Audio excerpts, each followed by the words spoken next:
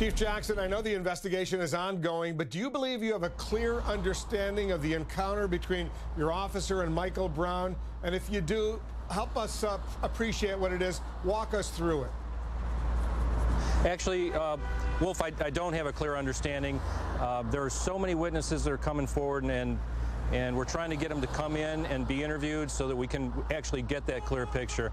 And that's really what's holding things up is the witness testimony.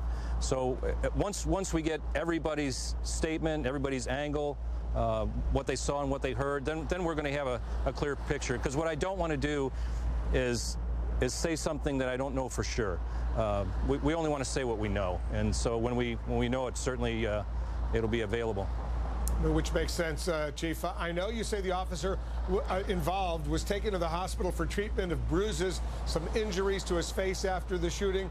Will you make photos of that evidence of his injuries public? Is that a normal situation?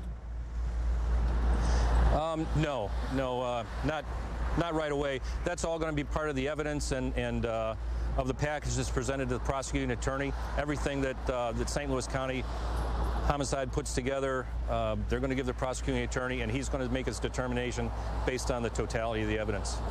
Can you explain why you haven't released the officer's name yet? I know authorities say it's because of concerns for his safety, but there are officers involved in shootings all the time in the country where the police officers' names are made public. I understand that, and I'm confident that we'll do that, but there is a very serious safety concern because of the social media aspect of the threats and some of the phone-in threats.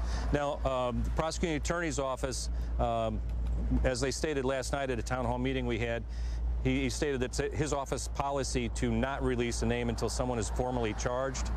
But I'm sure there's somewhere in the middle there is a happy medium where we can provide the information that the press and the public is entitled to, and still make sure we're acting in a safe manner.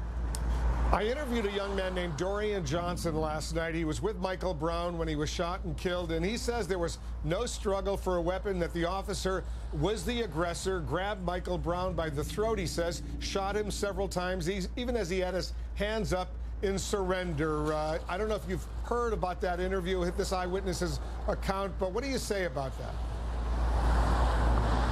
I don't know.